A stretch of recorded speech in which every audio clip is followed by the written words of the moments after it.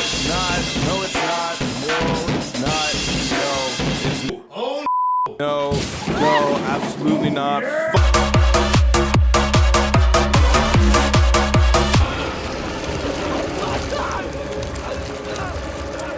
Sorry. No.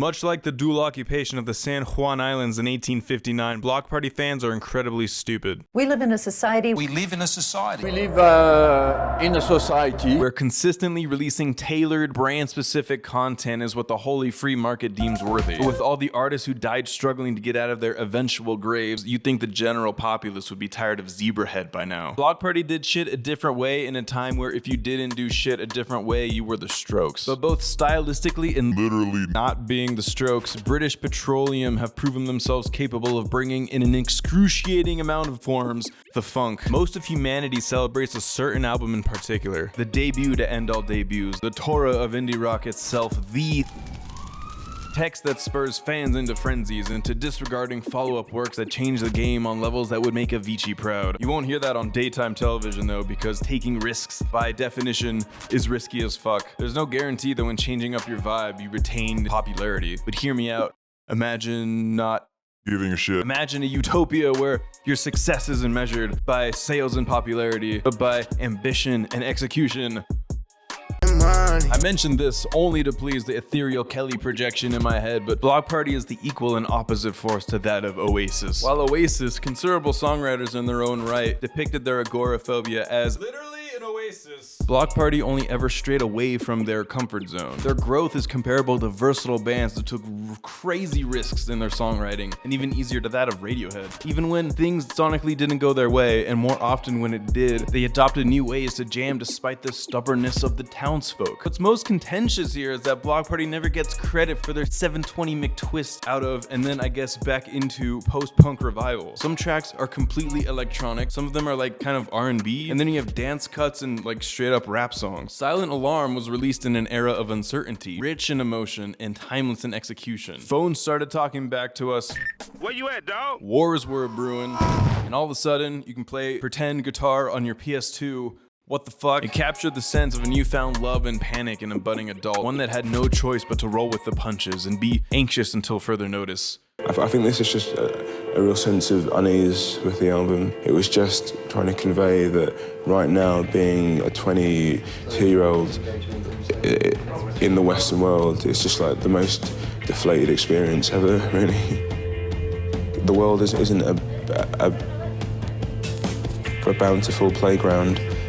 You know, it's actually incredibly more bland, really, and you know, and it's just coming to terms with that as an adult was probably one of the hardest things I ever had to do. The genuine and powerful energy evoked by these dudes illustrates vivid insecurity, embellished by driving guitars and dance beats. Very similar to another debut album that came further along down the line, which is also really good, but we're not going to talk about that right now. Silent Alarm isn't a bad album by any stretch of the imagination. You can unironically say it was one of the most profound moments of that decade's music. Through the right lens, you can even consider it but to conclude that it's the only Bombadil Potassium album worth paying attention to is no cap. Kinda dumb. Yet here we are, clarifying something that no one cares about on a platform that's most well known for. Surprisingly, the appeal of Bloc Party goes farther than two bank tellers, a guy who made a song called Tenderoni, and the casualty of every Asian drummer joke ever. They went on to challenge listeners around a recurring principle. It's liberating to vibe with something that takes time and effort to do so. Music with spikes around the edges offers complex emotional reactions. These are pretentious search results from thesaurus.com, yes, but an album that flies above your head is an invitation. It's made for you to sink your teeth into. Over and over, you hear things that weren't there before. Certain sounds are tied to each other and pull back and forth from the emotions being conveyed. Most importantly, it's an export of perspective. To see where the author is coming from, the motivation it takes for someone to yell something or to concoct noises that as close as possible gets you to see through their telescope. And what's through the telescope? It doesn't matter what's in the telescope. Point is that you saw through it at all. And that's why intimacy is the shit. But we're not there yet. Quick question. What's a good way to start a book? Adorned with dance drums at the speed of metal, every song on this album is urgent. For better or for worse, there's no breathing room. Made more intense by repetitive lyrics, and I still remember the fucking chair I was in when I first heard this shit. All the elements glued together evokes a struggle in belief, fathoming the unfathomable. Everything is a metaphor, which makes it so easy to apply out-of-context phrases to disillusions. They know how to plead better than any other band fucking out there. But it's not ungrounded. Silent Alarm exists in the patient rush of reality, between relationships and social standings. Ambiguous to have millions of people singing along, yet specific enough to capture and retain particular moments. The poetry weaves and it casts emotions indirectly without much of an internal locus.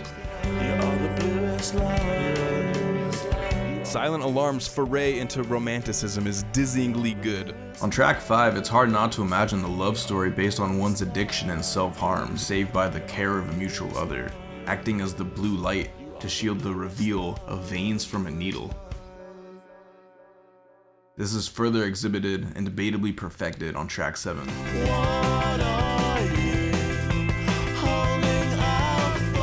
The call and response of two yearning souls singing to each other has been gone on to be reflected as a masterpiece. Without much surprise, Bloc Party's depiction of love is a strength, evoking a genuine energy that's hard to parallel. But every song sounds the same is the criticism, and it's a bit of a cop-out, because 1, a genuinely unique experience is definitively not available elsewhere, and 2, No Now by Clarence Clarity. That said, it holds water here. Silent Alarm is emotional post-punk and doesn't wholly iterate to a point where you can't find anything else like it. The same thing is applicable to Ocean Eyes. To put it eloquently from my mom, who regarding why she couldn't finish Ellie Goulding's Halcyon, every song sounds like nothing after a while. To put it even more eloquently from my sister, who had to listen to the first 9 tracks on a road trip,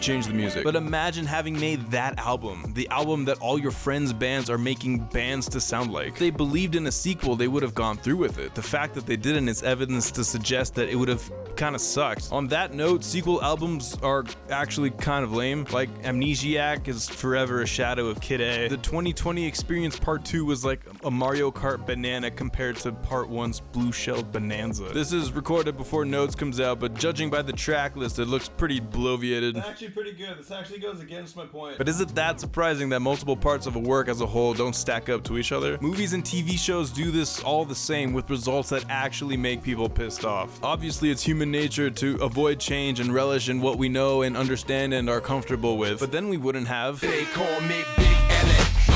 Big Silly, Big Money, Big Billy. When I'm sliding in the market, I be slicing with these boss me. Intimacy is more than just an album. The record ties together love in a multitude of forms. And judging from the cover and lyrics, we already kind of know what telescope we're looking into. Having had a few years under their belts, the album was produced knowing how to effectively tie these feelings together with broad musical arrangements. Orchestral strings, fluttering MIDI, vocal sampling, drum machines, acoustic guitars, glitchy and delayed effects, a fucking horn section. Each one of those aspects brings to the table a shade of the theme of the album that sheds more light on the project as a whole. This wouldn't be as big of a deal as it is if it wasn't for the fact that it works. It shouldn't work by every law of the universe. This album shouldn't make any sense, but they fucking duct taped it together and Target was like, stock the goddamn shelves. Imagine little Timmy acquiescing this record, switching to track 2 and comprehending what the word pandemonium feels like. The brass on Mercury is so abrasive that it holds up after a song named after the god of war. On the flip side though, a few songs later, the audience finds themselves in the fragile and timid soundscape of Signs, one of the most beautiful tracks to come out of the album, the band, the genre, and that year. They're both loosely about dealing with loss, but displayed in dramatically different ways. An aspect that Intimacy shares with Silent Alarm is the way their songs tend to pinnacle. Obviously, this is something that every track has done since, but but the way these songs in particular progress and explode is nothing short of remarkable. On the debut, some of the peak moments really drive home that sense of urgency brought up earlier. It's really difficult to stay still during the culmination of This Modern Love or the chorus of Luno. The energy is so rich and potent to the point where the moments leading up to it could have taken any liberty. In a way, it can justify an entire song and make for great bookmarks when looking back and evaluating a record. I like to call this the Epworth Zim Zam Zobble because everything he touches turns to chocolate and then to gold and then to money. The breakdowns on Silent Alarm, though completely innocent compared to Intimacy, floored festivals and live shows all the same. It's still kind of unparalleled 16 years later. Intimacy takes those climaxes and, like its title suggests, the instruments straight up detonate into voids that, again, shouldn't make any sense, but they do. Even the somber cuts like Biko provide such an agitated and glitchy vibrance after the lucid progression beforehand. Trojan Horse's guitar break is the perfect frenzy between complex and chantable. The pleading and urging at the end of Better Than Heaven is fucking heartbreaking. In fact, the entire second half of the record is effective on a completely different level. Intimacy isn't for everyone. Intimacy in reality is for like very few people. And not in a pretentious way, more just in like a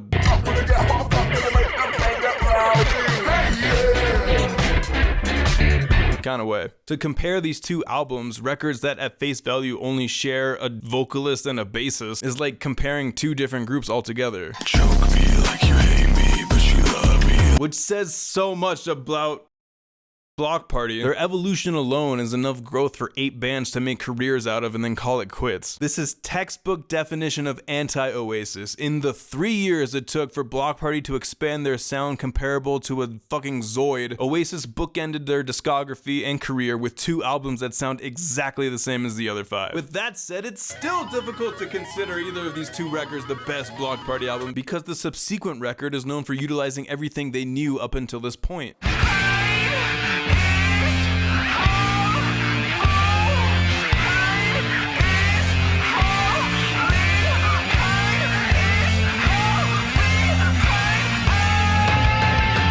Beauty and chaos that cohabitates 4 negotiated a bit of a peace treaty. The insanity is less insane and the sorrow is more procured and logical. If we cut the bullshit and don't consider albums on a best or worst scale, but rather to evaluate them as markers for growth, then it'd be hard not to consider this as Bloc Party's main contender. Not exactly #1 albums, but the ones that show the most mastery of what the artists learned from all their previous work beforehand. The Bedlam of Intimacy sheds some light on the more somber cuts of 4. Since it was all we had to base things off of when it dropped, all of a sudden this self-diagnosed band with mad cow disease playing music that almost exclusively appeals to manic bovines gets to flex their muscles on a more refined wavelength. People reacted to this by not caring because ISIS was kind of being a giant bitch, but other small niche portions of the world thoroughly enjoyed 4. So He Begins to Lie and 3x3 back to back is a great start to an album because if the former doesn't weed you out, the latter will bludgeon your head into a wall. Oh my god! It's a solid Smashing Pumpkin influence on Kettling and We're Not Good People, which is a good call considering that channeling old Billy from the farm usually results in a good time. Also in the intro, it's not 1 snare hit, it's 2 really quick back to back, and that took a cool 8 fucking years to realize that. Team A had some solid airtime in Albuquerque of all places, and hearing that naturally on the radio got me all jived up. Dancier cuts like Valis are blatantly pop songs with a BP twist and sit really well with the flow of the album, while the third side of this weird mutated coin showcased Kelly's vulnerable side. Day 4 is astonishing, and according to some dude named Lemon Butter, references the 4 days before a withdrawal becomes unbearable. Real Talk is just as gorgeous, even bittersweet, because they deserve to have an acoustic album of their heyday, and unless I'm tripping, there's like a banjo in this song. For real, it's unbelievable how gorgeously these tracks are mixed, especially the slower cuts. If Bloc Party remained at a decent 90 BPM for the rest of their career, I think most folks would be alright with that. Be careful what you wish for. Not to say Hymns is a bad record, but it's not like we can pretend Bloc Party isn't drastically a different band now. The departure of Mokes and Tong rocked the boat so hard that you can still feel the wave 7 years later. I think, these music schools need to teach people how to communicate with each other besides musical theory, because then you'll have a lot of people staying together. But I think he was trying to communicate stuff that he didn't know how to, that we weren't listening to, and he was unhappy. He didn't want to be there. And 4 essentially random people touring transnationally for 10 years is probably harder than any one of us gives it credit for. In the case of Bloc Party, something clearly happened during 2013, specifically their headlining set at Latitude. What was the plan after that? Did you know that would be the last one for a while, or? Yeah, I had a feeling that some things were going to change after that show. In fact, we had a...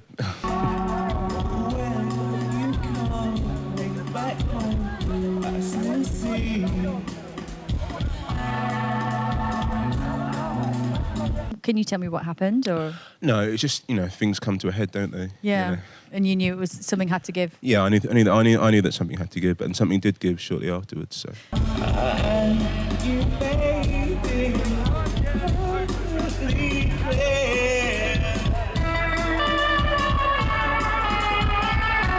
Obviously, it would be kind of sick to get more albums with the OG lineup, but just like the vibe after Silent Alarm, it would have probably been phoned in. It makes current jams much more sweeter to appreciate, knowing that they can't all get back into the studio next Wednesday and just make it all over again. These were super special moments they crafted, every single one of them. Every single one.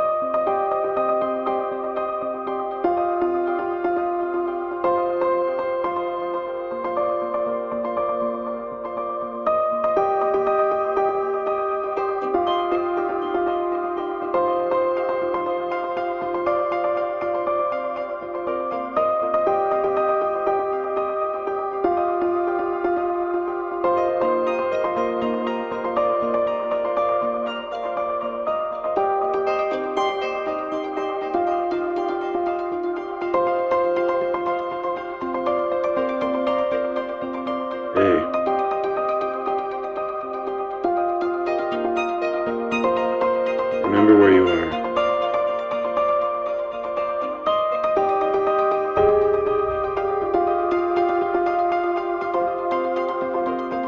There's something in the way, though, right?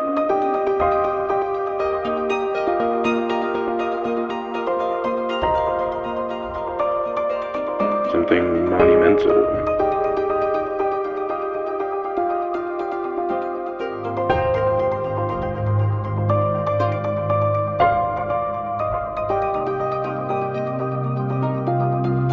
From the earth, or at least as stoic.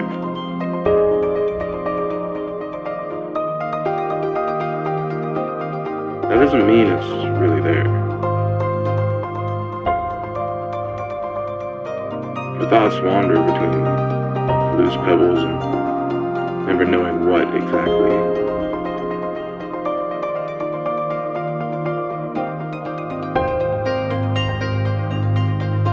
Immersion in something faint and blurry.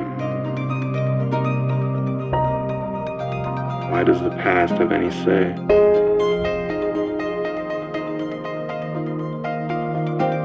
Maybe it's because it too shares a side with tranquility.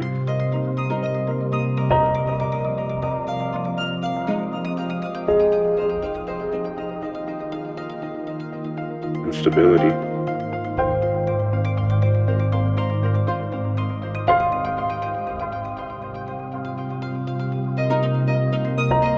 Or maybe try living a life someone else told you about.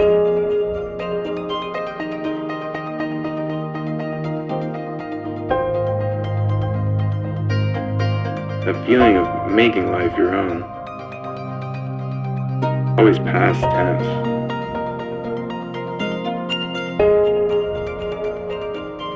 A series of frames, armed and ready till they break.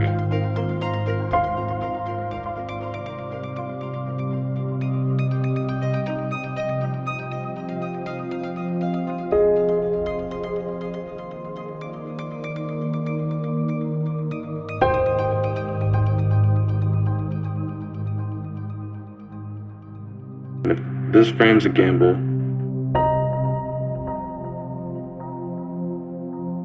Load the dice.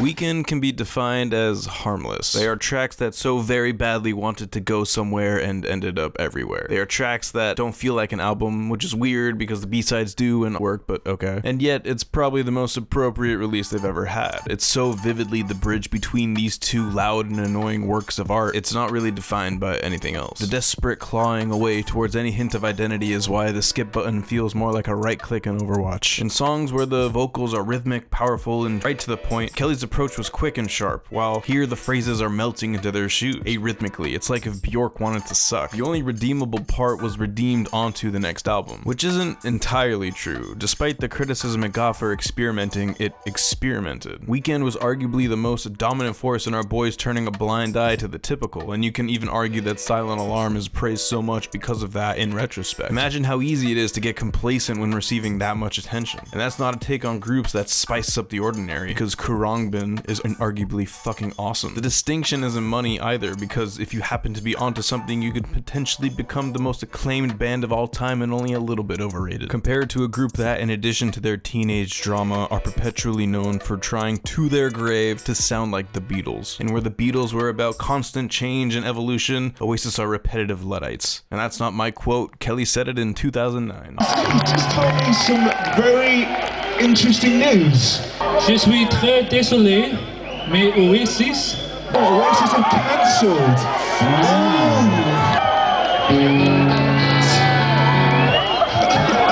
I'd like to dedicate this next song to anyone that really wanted to see those inbred twins. I'm not going to tell you how to live your life. I think I'm lacking a pretty crucial Z-axis to be reliable in any sense. As a random dude who enjoys watching noise, experimentation seems to be the way to go. Consumers of contemporary music should advocate for the weirdness more often, because we usually forget that some of the greatest albums of all time, known and unknown, are the product of that. Whether you like it or not, it's kind of happening now anyway. And as an artist, yes, when starting out, copy your idols, acknowledge foundation, and don't stop until you know everything about them, but find the point where your music transcends the sounds of your influences. Find the part inside your creativity that can liberate you from...